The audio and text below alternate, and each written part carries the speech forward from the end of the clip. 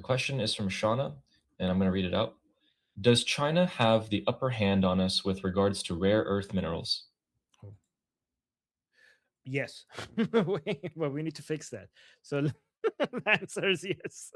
Okay. So China currently controls approximately 70% of global rare earth mineral production and a staggering 90% of the processing. So, oh my God, that's actually worse than I thought. I thought it was the only 70%, but also 90% of the processing and magnet manufacturing. So we have since early 2026, China has expanded its export licensing catalog to include advanced rare earth compounds. Yep. So, and then we also, China has effectively banned the export of the technology used to extract and smelt these minerals. Also, guys, remember they don't have like the environmental restrictions that you have in like more advanced countries, so they could do whatever they want. So that gives them an advantage. They aren't just keeping the minerals, they are keeping the know-how. And a new policy ensures that any product globally containing more than 0.1% Chinese origin rare earth requires Chinese license, giving Beijing a regulatory choke point over international factories. Holy crap, this is actually a lot worse than I thought. So we have but look at this: the U.S. Defensive pivot and the 2027 deadline. So what is this about? The U.S. is racing against a ticking clock. The Pentagon has set a hard deadline for January 2027, and this is the deadline. All Chinese origin rare earth materials must be removed from the American defense supply chain. Wow. That is because this reliance on China is not really good for security purposes. This is too much leverage that China has over United States defense industry, right? So basically, we have a U.S. company called RE Alloys. I don't know if that's how you read it. Is currently leading the charge to secure domestic supplies of disporcium. Is that how you read it? And terbium. I don't know if you pronounce this. Two heavy rare earth essentials for high heat magnets. Did I think I butchered those. Okay, the midstream push. The U.S. has realized that the bottleneck isn't the mine; it's the refinery. So the main bottleneck is the refinery. Companies like US Rare Earth recently secured 1.5 billion in financing to scale up their round top project and have acquired Serra Verde, the only scaled producer of all four magnetic rare earth rare earths outside of Asia. And then we have a major push is underway to harvest rare earth magnets from recycled electronics. Oh, wow. Okay. Turning urban mines into a strategic reserve. So basically, urban mines means like it's the name that they're giving to discarded phones and laptops. That's what they're calling it, urban mines. That's the name they're giving it. And then lastly, we have global wild cards like Japan and Australia. Japan's deep sea breakthrough. So just this week, this is quite recent.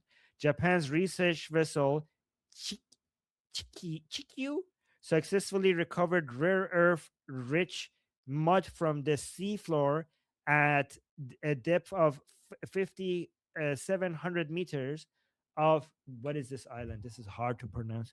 Mina Mitoroshima Island. This could provide Japan with centuries of mineral independence. Holy crap. And then we also have Australia's high grade advantage.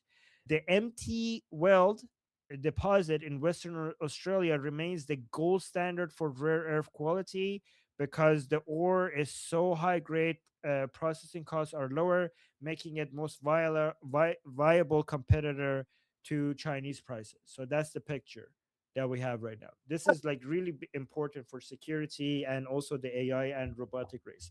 Missiles. Yeah, it's Com- a yeah. huge deal.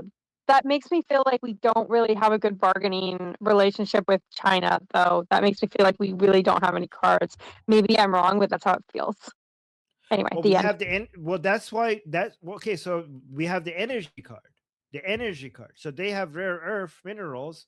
United States has so much dominance over energy, and this is what China is desperately trying to do: alternative sources of energy. But they're not going to be able to. That's not going to save them over America's advantage over how much control they have over the energy markets. What do you think to that? What do you say to that? I hear your energy, but us having energy without having access to the things that we need to be able to build just means we're stockpiling gas without, which is also a thing that we also use, and we don't have any real. I just feel broke. I feel earth mineral broke. Oh, that's so Yeah. I've never heard that before. I feel earth mineral broke. Okay. Yeah. Oh my god. Anybody has a I, I response feel to like that? I feel like I have a really good savings account, but I can't touch it, Yeah. and I don't have anything in my spending account, so I still feel broke. I feel Okay. like my 401k is really good, but I can't do anything. I've never heard anyone describe it like that. That's amazing.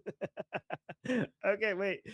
You know, okay, to make you feel better, the thing is that that's what China feels right now about energy. Okay. So having leverage over energy gives you leverage to some degree over rare earth minerals, because you could use your leverage on energy to talk to the Chinese. They wouldn't be able to shut that down on you, because then your response to them will be devastating to them, because then you will shut them out of the energy markets. So they wouldn't be able to close that off to you. Yeah. Yeah, Yeah. but the thing is, Yeah. like, we have That's satisfying. we have friends with like people who have rare earth minerals, like Japan, but they're rare earth minerals. You can't listen. The kid with the best snacks doesn't trade them. Well, hey, Japan, countries like Japan need United States for security against China, so you have leverage over that as well, right? They do. Yeah, They maybe. I have to mean, share. They have to share. yeah, Yeah. yeah. I just want to like envelop. I just also want to just make Taiwan a 51st state. Just give it a little hug and be like, "You're part of us now." All right. Anyway, the Yeah. end. Okay. Okay. Okay. All right. All right, responses. We have Jeffrey and Sketch. So real quickly, again, all very, very right on point. So during the Chinese Communist Party undermined the United States' efforts in the global war on terror, in part to distract us away from the Chinese Communist Party's 20-year effort to place itself to control, at the time, 80 to 90% of the rare earth elements that were identified. As far as using domestic production, the United States has can realistically meet about 40% of our needs, particularly with regards to defense and magnets, within 5 to 8 years, and slash our dependency upon the Chinese Communist Party controlled areas. And that's in part by opening up the federal zones that idiot Biden's crazy Native American Secretary of the Interior blocked with all her cockamamie nonsense that she pushed during his tragic, his term. As far as the external sources, it's the reason why Armin actually mentioned one, Greenland is so important. The other is our Ukrainian allies. And finally is Biden, the fucking herpes that keeps on hurting. So one of the main issues why a lot of us told the previous administration do not recklessly disengage from Afghanistan is in 2011, the United States Geological Survey identified about 10 million tons of economically recoverable rare earth elements. And when we recklessly disengaged, the Chinese Communist Party and every other douchebag on the planet swooped in to try and control it. Just to put some context on where everything's at. Thank you. Next is Sketch. Yes, rare earth minerals are not as rare as people think, right? It's a bit of a misnomer. It's just hard to process. And it's the development of the processing is done in China, because China, through Neville Singham and a whole bunch of environmentalists, went all over Europe and all over America to ensure that all that dirty processing happened in China. These people these activists, these NGOs, they don't care about the environment. They're political tools so that we don't have the leverage we need to have this onshored. So what do? They protest, stop oil, stop now, stop everything now. What does that do? It takes it to a place where everything is dirtier. Because if we already had these refineries here, they would be a lot cleaner, and we would probably be doing, even managing to use the waste, because one of the things the Americans managed to do through ingenuity is end up using the waste of the material for different things. Now, what do we have in Guyana, Colombia, and Venezuela? We have tons, so many tons of rare earth. In Bolivia, particularly in Cerro Manomo, in Argentina, in the Dominican Republic, in Cuba, we have a lot of nickel and cobalt in Cuba, in Greenland, in Chile, in Brazil.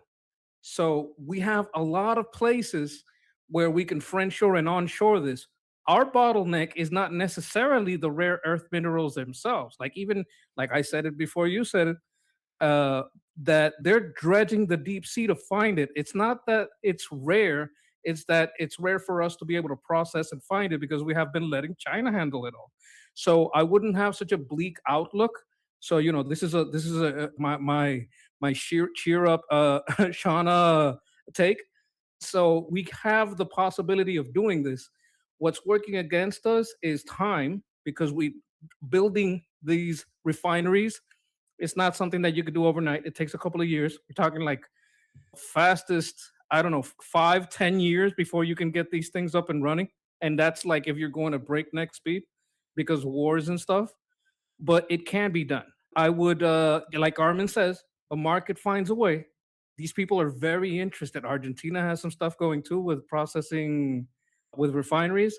I would be very I would be very doubtful of anybody that's trying to blackpill you on our ability to onshore and friendshore these resources.